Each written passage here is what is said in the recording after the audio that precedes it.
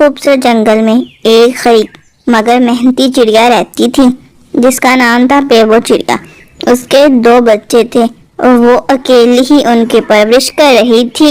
مما مجھے بہت بھوک لگ رہی ہے، کل سے کچھ نہیں کھایا۔ میری جان، میرے بچوں، ہمت نہ ہارو، میں ابھی دانا لے کر آتی ہوں۔ بھگوان محنت کرنے والوں کو کبھی اکیلا نہیں چھوڑتا۔ بیبو چڑیا اڑتی ہے، بھوجن کی کھوج کے لیے جنگل میں چلی جاتی ہے۔ بیبو چڑیا جب دانا چن رہی تھی، دیکھو پھر آ گئی غریب چڑیا، سارا دن محنت کرتی ہے پھر بھی غریب ہی رہتی ہے۔ گوئی بہن، اس کی قسمت کبھی نہیں بدلے گی، یہ ہمیشہ اسی طرح محنت کرنے والی چڑیا ہے۔ ایسا نہیں ہے، دولت سے نہیں کردار سے پکشی بڑا بنتا ہے۔ ہاں جب دیکھو بس گیان ہی بانٹتی رہتی ہو، جاؤ تمہارے بچے بھوکے ہوں گے۔ بیبو چڑیا چند دانے لیتی ہے اور واپس اپنے گھر آ جاتی ہے۔ بچے خوشی خوشی دانا کھانے لگتے ہیں۔ مما، آپ نے کچھ کھایا یا نہیں؟ ہاں گڑیا میری جان، میں نے راستے میں کچھ کھا لیا تھا۔ پرنتو اس نے کچھ بھی نہیں کھایا تھا، وہ تو بھوکی تھی۔ اچانک آسمان پہ کالے بادل چھا جاتے ہیں، چند ہی لمحوں میں خوفناک طوفان آتا ہے۔ مما مجھے بہت ڈر لگ رہا ہے۔ گڑیا میری جان، ڈرو نہیں، مما ہے نا تمہارے پاس، تمہیں کچھ نہیں ہونے دے گی۔ بچاؤ بچاؤ، کوئی مجھے بچاؤ، میں گڑھے میں گر گیا ہوں۔ گوری، لگتا ہے کوئی چھوٹا پکشی مصیبت میں ہے، ہمیں اس کی سہایتا کرنی چاہیے۔ کالو، تمہیں نظر نہیں آ رہا باہر کتنا طوفان آ رہا ہے اور تمہیں اپنی جان خطرے میں ڈالنے کی پڑ رہی ہے۔ مما دیکھو نا، باہر سے کچھ آواز آ رہی ہے جیسے کوئی چھوٹا پکشی مصیبت میں ہو۔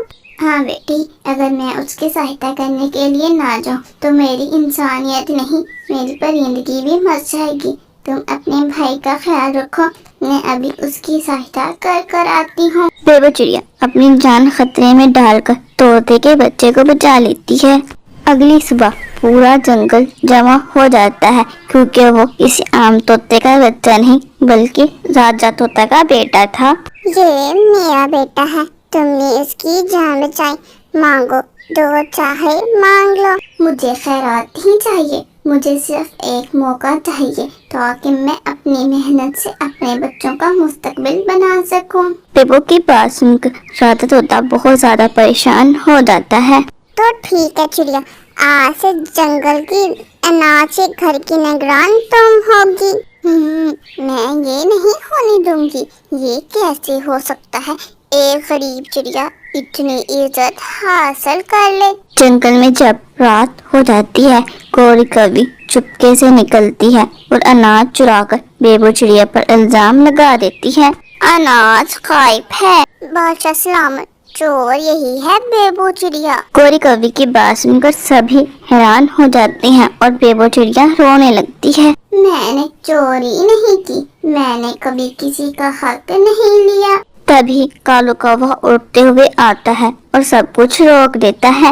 کل رات میں نے اپنی آنکھوں سے دیکھا ہے، چوری بیبو نے نہیں گوری کوی نے کی تھی۔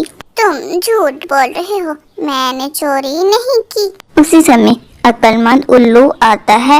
درخت پر لگے شہد کے نشان اور پنتوں کے نشانات گواہی دے رہے ہیں کہ چوری گوری کوی نے کی ہے۔ گوری کوی خاموش ہو جاتی ہے۔ مجھے क्षमा کر دو، میں حسد میں اندھی ہو گئی تھی۔ گوری، میں تمہیں معاف کرتی ہوں، لیکن وعدہ کرو آئندہ کسی غریب پکشی کا مذاق نہیں اڑاؤ گی۔ وعدہ۔ چڑیا تم بہت اچھی ہو۔ اسی طرح کچھ مہینے اور بیت جاتے ہیں۔ بیبو اناج گھر کو پورے جنگل کا سب سے کامیاب مرکز بنا دیتی ہے۔ غریب پکشیوں کو روزگار ملتا ہے، بچے تعلیم حاصل کرتے ہیں اور کوئی بھی بھوکا نہیں سوتا۔ چڑیا تم نے کمال کر دیا، آج سے بیبو صرف اناج گھر کی نگران نہیں بلکہ پورے جنگل کی امید کی رہنما بن گئی ہے۔ بیبو اپنے مضبوط نیک گھونسلے کے سامنے کھڑی اپنے بچوں کو دیکھتی ہے۔ مما ہم کامیاب ہو گئے۔ نہیں بیٹا، ہم نے تو صرف محنت کا پھل پایا ہے۔